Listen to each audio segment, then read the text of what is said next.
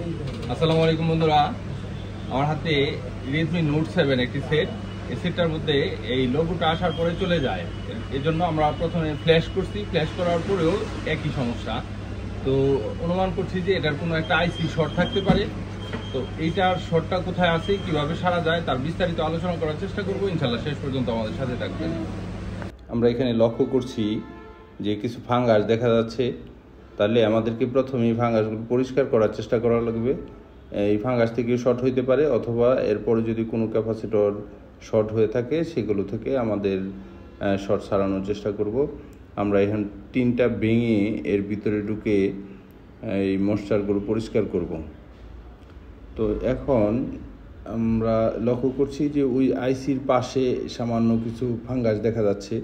তো আমাদের প্রথম কাজ হবে এটাকে পরিষ্কার করা। পরিষ্কার করার পরে আমরা আপনাদেরকে আবার মেজারমেন্ট করে দেখানোর চেষ্টা করব। তার পরবর্তীতে প্রয়োজন হলে শর্ট ক্লিয়ার ব্যবহার করব।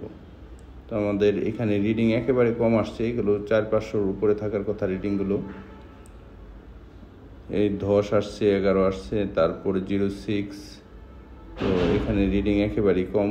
এই ক্ষেত্রে আমাদেরকে যে কাজটা করতে হবে, এখানে এখন রজন থেরাপি দিব, অর্থাৎ রজনের ধোঁয়া দিয়ে তারপরে ব্যাটারির মাধ্যমে আমরা একটা শর্ট কিলার তৈরি করে রেখেছি, ওটা দিয়ে এটা শর্টটা সারানোর চেষ্টা করব। তো বন্ধুরা, এই মুহূর্তে আমরা শর্ট কিলার সংযোগ করছি। শর্ট কিলার সংযোগ করার পরবর্তীতে আমরা একবার দেখে নিব যে ওইখানে কোনো আইসি গরম হয় কিনা। যে আইসিটা গরম হবে সেটা পরিবর্তন করা লাগবে। আমরা লক্ষ্য করছি যে আমাদের এই আইসিটার পাশে একটা ক্যাপাসিটর পুড়ে গেছে। তো আমরা জাস্ট খোসা দিয়ে এই ক্যাপাসিটরটা ফেলে দিব। তার পরবর্তীতে আমরা দেখার চেষ্টা করব যে এখানে এরপরেও শর্ট থাকে কিনা। কিছু জি বন্ধুরা, আমাদের শর্টটা চলে গেছে। এখন এই যে 400 সামথিং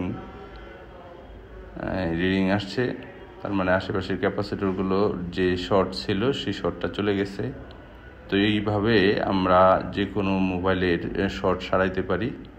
বন্ধুরা, চ্যানেলটি সাবস্ক্রাইব করে আমাদের সাথে থাকবেন।